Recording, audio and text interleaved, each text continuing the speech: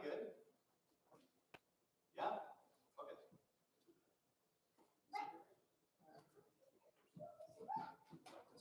This is our last week of our campfire series.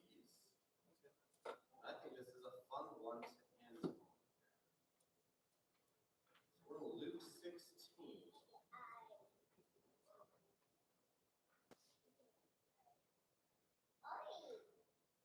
Something of a word of prayer. God, we come to you once again to ask for your blessing as we study your word this morning. Guide us as we seek to understand the deeper spiritual meaning of this simple story. We love you in Jesus' name. Amen. All right, so if you didn't catch it, a parable is an easy to understand story with a deeper spiritual meaning. Luke chapter 16, we aren't really given a lot of setup before this parable. As you look at verse 1, it says, he also said to the disciples. That's it. That's all we know. He's talking to his disciples. He starts telling them a story. And what's funny about this story is I've shared it with a few people. And you can see the wheels turning because it can almost seem like Jesus is advocating for deceitful practices as being a good thing. You're like, that doesn't sound like Jesus. You're right, it doesn't. But I think that's why he tells the story to get us to slow down for a few minutes and think through what is he really trying to say here. Luke chapter 16, verse 1, he says, he also said to the disciples, there was a rich man who had a manager, and charges were brought to him that this man was wasting his possessions. And he called him and said to him, what is this that I hear about you? Turn in the account of your management, for you can no longer be a manager. So accusations were being levied against this manager that he was wasting the riches, or the wealth, or the business, what he's getting out of his business of this rich man. I imagine it like this. This manager was supposed to be functioning as an accountant slash property manager. He was the manager over it. He was supposed to be making some money, making sure the rich man didn't lose any money. And that's what he was supposed to do. Well, what he was doing is he was probably taking quite a bit off the top, and he was spending pretty lavishly. It's possible he was throwing, let's say he was throwing parties in the rich man's house. And finally, word gets back to the rich man, and the rich man's like, okay, something's not right here. I've had my suspicions. And he calls the manager back. And he says, what is this I hear about you? Turn in the account of your management, for you can no longer be manager. I think that statement shows whatever's going on confirmed what the owner had a pretty good idea about. The guy was a crook, stealing his money, but he needed an account of the management. And he'd already decided that he couldn't be manager. So what was the purpose of the account? And I think the purpose of getting the account was to actually take this guy to jail. Not only, it wasn't that he was just, you can have some bad managers who don't manage well, but it's not they're inept. They're incapable of doing the job. You don't really throw someone who's incapable of doing the job into prison. You just fire the guy. I think there was a little more than that. Which is why he wants the account. And I think we'll see that as the story plays out. See, so he wants the paper trail. And I describe this next portion as, well, the gig is up. Manager knows, the owner knows. The owner has just confirmed it. The manager's like, I'm in a whole lot of trouble here. What's going to happen? And look what he says in verse 3. He says, and the manager said to himself, what shall I do since my master is taking the management away from me. You notice he already knows he's done. There is no justifying, oh yeah, I wrote that $100,000 check to myself for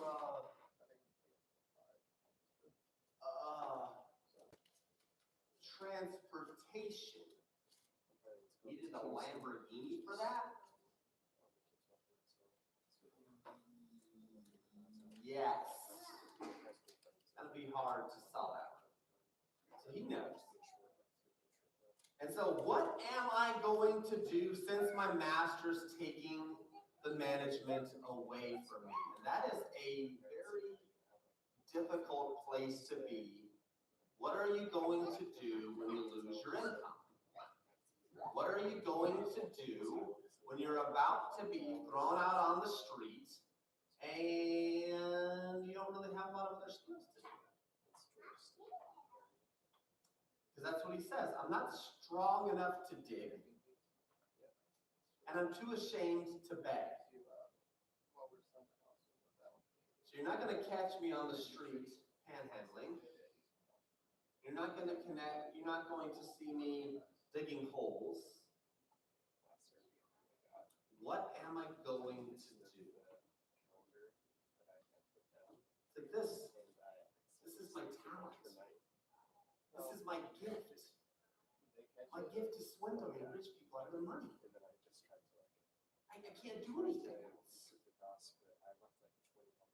Which makes you sort of chuckle because, I mean, the guy who can't manage business, can't seem to do anything else, this guy's in some trouble. So he comes up with an idea to do one last swindle. Look what he decides to do in verse 4. I have decided what to do, so that when I am removed from management, people may receive me into their houses. I would think about that phrase. I have decided, when I'm removed, he knows it's coming, people may receive me into their houses. How can I still get some security and a place to live after I'm fired from this job? What can I do? And so summoning his master's debtors one by one, he said to the first, how much do you owe my master? He said, 100 measures of oil. And he said to him, take your bill and sit down quickly and write 50. Then he said to another, and how much do you owe? He said, 100 measures of wheat. And he said to him, take your bill and write 80. And I looked at some of the measurements on this. He saved the first guy like 500 gallons of olive oil, which is just mind-blowingly how much olive oil. I mean, how many of you guys have olive oil in your kitchens, right? Most of us do. It's some little, just a little jar. I mean, can you imagine gallons? But this is how much this guy, the rich man, had a lot of resources and would loan out the stuff to help other businesses, and they would pay back. And so before he ever goes and meets the owner, he brings these guys in. And he says, okay, where's your paperwork that shows how much money you owe my owner? So it would come up and says, well, I owe 100 of this, 500 of this. So in this one, I owe 100 measures of oil. He says, okay, take your bill, sit down, and we're changing it. You only owed 50. So from a management perspective, it doesn't look like he lost. Not only that, he just saved this guy the equivalent of about 500 denarius, and that would be about a year and a half worth of wages. So he's hoping to buy himself about a year to live with this guy.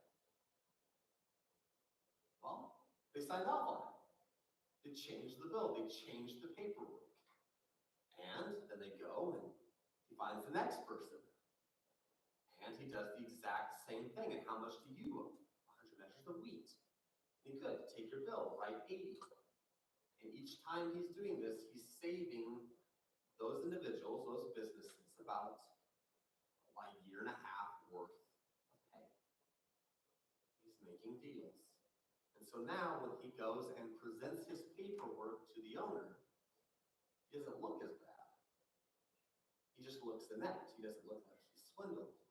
But what he's also done is he's also bought some goodwill and bought some benefits, because he doesn't know what else he's going to do when he loses his job. That is a story so far, okay? Sounds like, a case of Enron or something, where you have a whole collapse and wheeling and dealing and side things, and it's just a big mess. And how in the world is this going to translate to anything that is good? How is this going to communicate anything about the kingdom of heaven? What's going to go on with the story? And then Jesus takes this, and you're expecting, if you just stop there, some huge condemnation about mismanaging God's money, or something like that. But look what Jesus says. And I think this really shows, when it comes to telling a story, Jesus is the master. Look at verse 8. The master commended. Congratulations. That was smart. That was sneaky. Commended the dishonest manager for his shrewdness. He commended the methods and the tactics of the dishonest person. Well, that's a twist.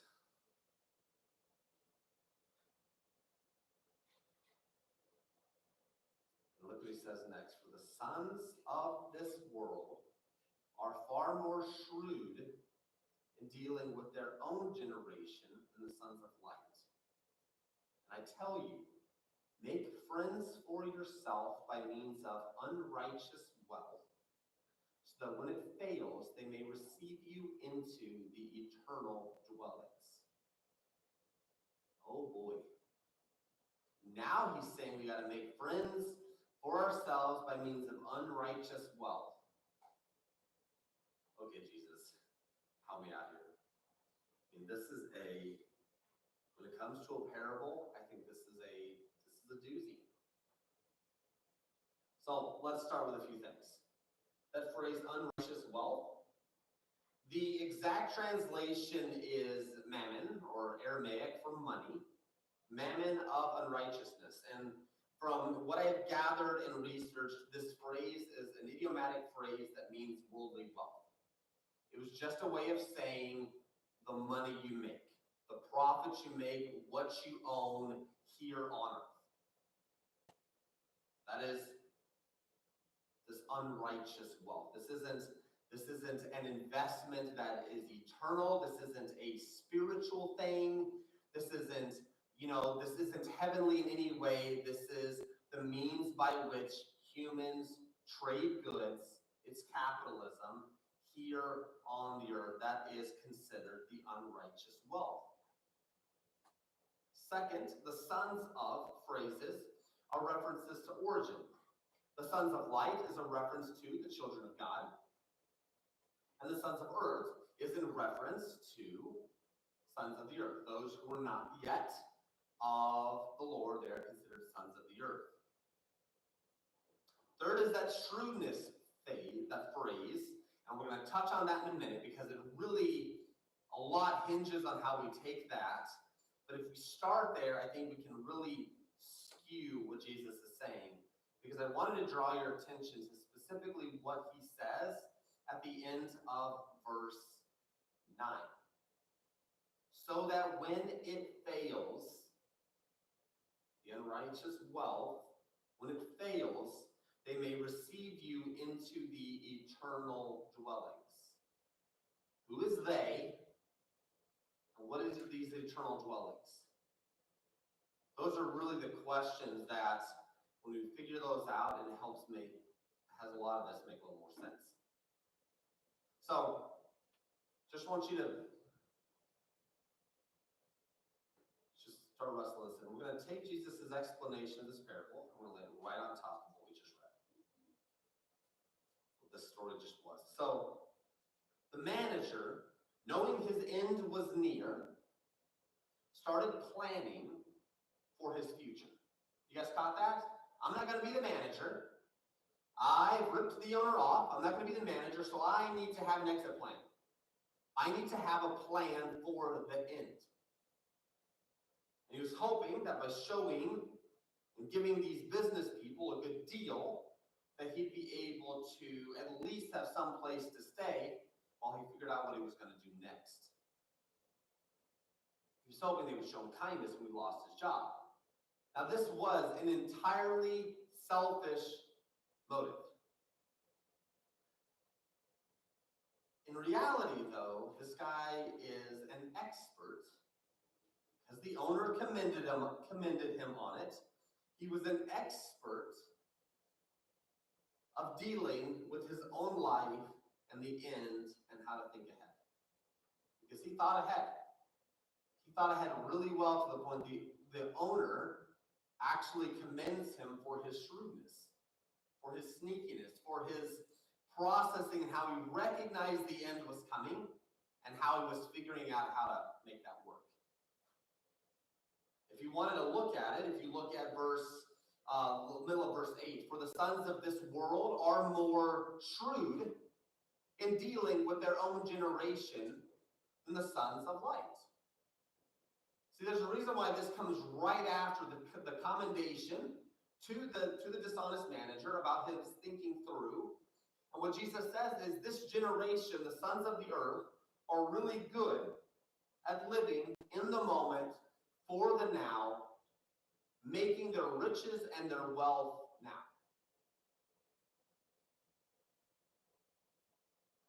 And from what I've seen, the statement where he then says, more shrewd in dealing with their own generation than the sons of light, is sort of a blanket statement where, so what?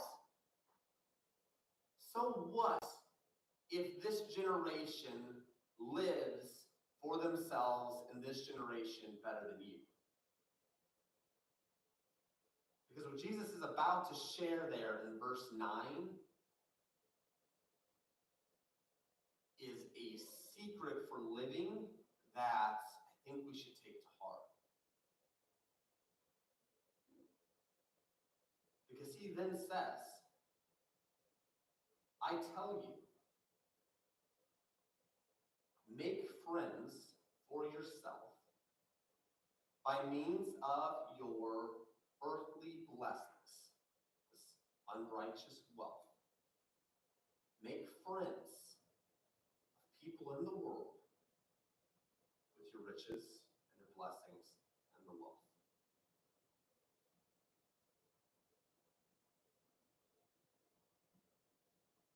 So that when it fails, they may receive you into the eternal dwellings.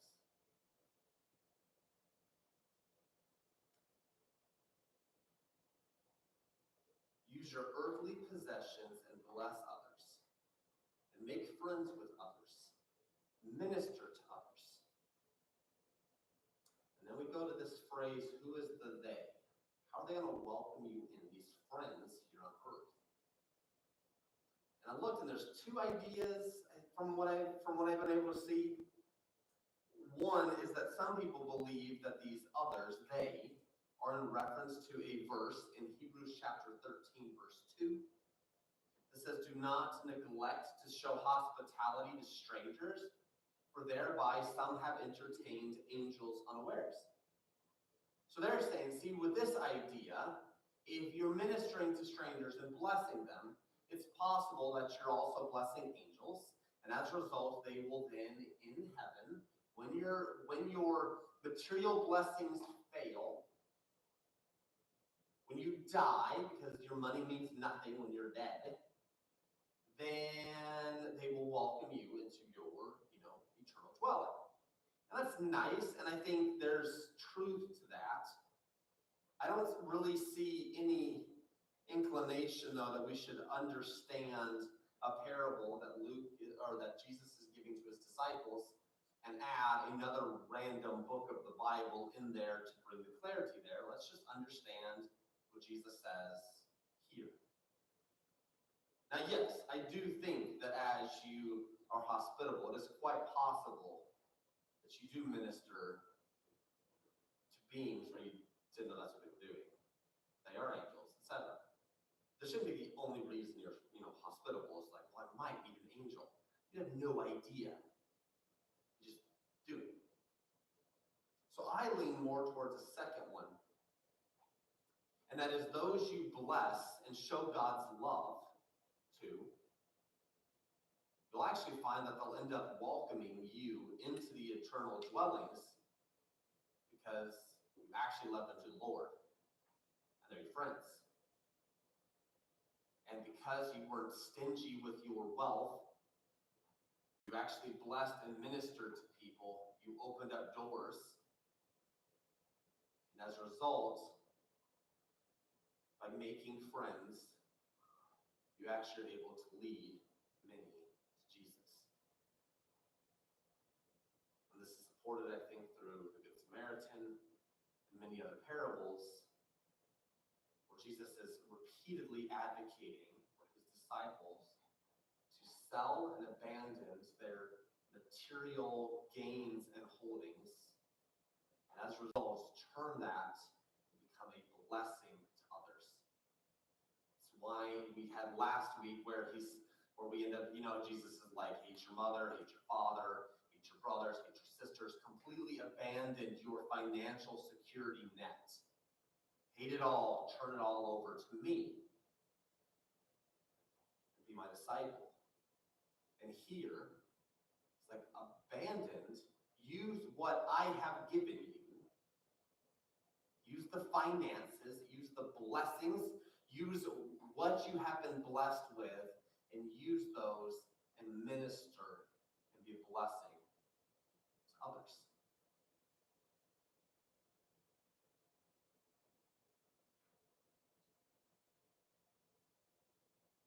If you really think about it, Jesus is advocating doing good to people on earth is a great investment.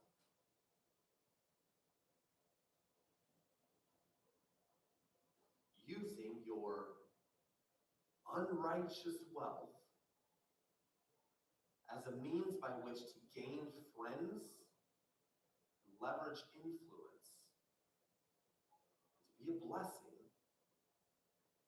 is actually looked upon sort of good.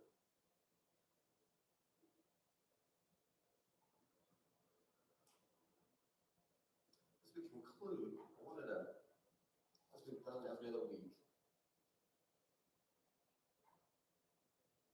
I want us to think through, because now he says there, we're going to use his, look at verse 10. Look at verse 10, and we're going to look at what Jesus says after this as our concluding statements.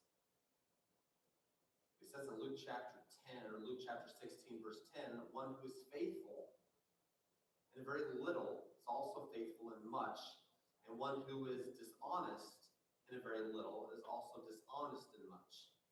If you then have not been faithful in the unrighteous wealth, who will entrust you the true riches?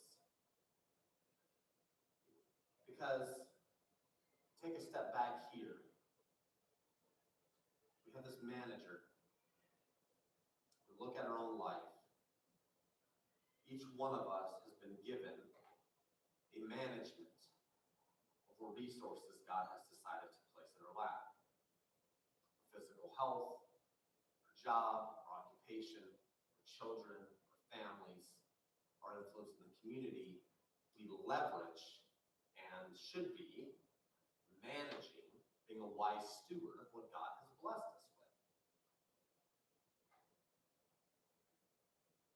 And so as he draws their attention to thinking of the end, and thinking of what's going to happen when riches and the earth fades away, as we're looking to that end and planning and being wise in regards to what's coming, he says there, if you have not been faithful in the unrighteous wealth, who will entrust you to the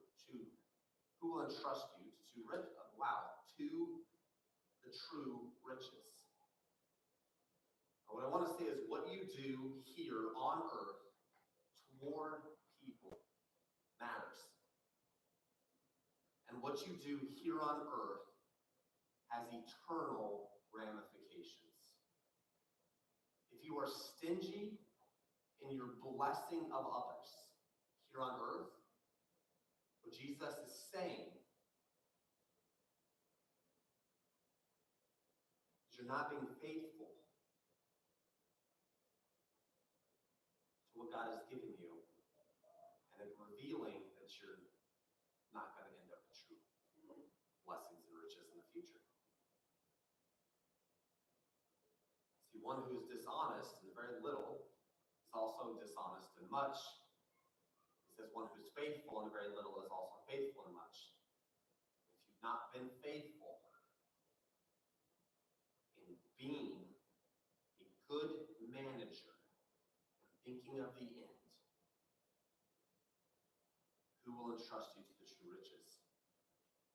The implication is Jesus isn't. Because you hoarded it. You've held on to it. Second statement there is in verse 12, I think that we'll see. He says, if you've not been faithful in that which is another's, who will give you that which is your own? Builds on what we've been saying. I want to say this. Every cent you earn and every breath you breathe is not yours. It is yours to manage. And he wants you to give it to others. I want you to think about what Jesus did.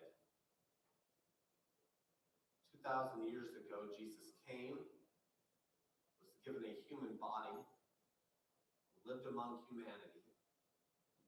He did not have a place to lay his head. And in the end, he gave his blood, his body, and his breath to humanity.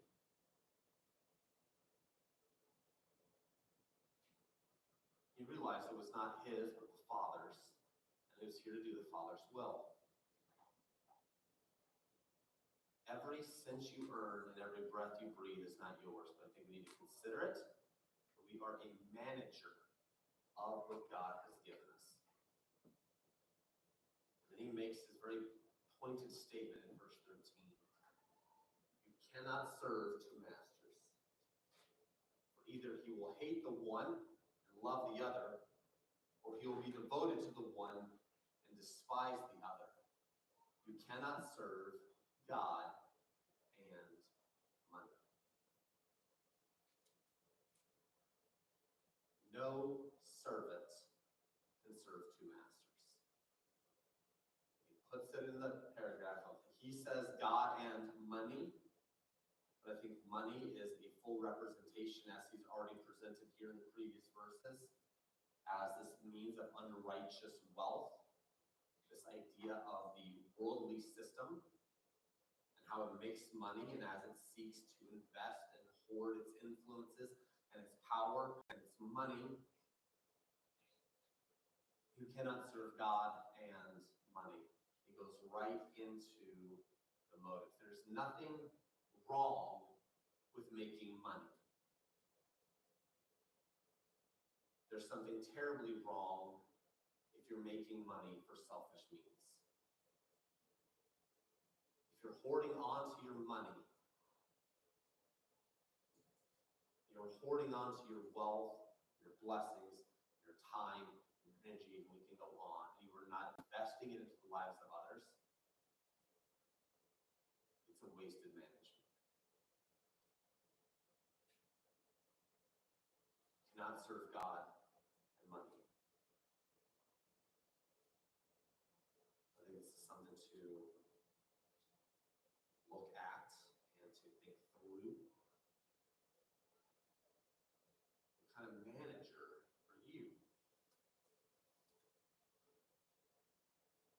goal behind this is not to be a dishonest manager with God's money, not to waste God's resources that He's given us, to actually be a manager that's thinking ahead to the end when material blessings fail, our physical bodies fail, and that Jesus will stand, and we'll stand before Jesus, and He'll say, "Well done, a good and faithful servant." The implication is you were an honest manager. You were shrewd and smart, and you invested into the future. You invested looking ahead. Because as Ryan has said, and I know many of you have read the Bible, the investment we make in the future has a lot greater return than any stock market can ever promise you here in the United States. Let's not be so consumed with that, but turn our eyes to Jesus and invest there. Because that is an investment, that is a place to invest. And we can do that, as Jesus has said, by investing, making friends, influence people around us. So the goal is that we will be able to share the gospel, and that we will they be joining us and welcoming us into our eternal dwellings because of the impact we have in our life. God, you were good.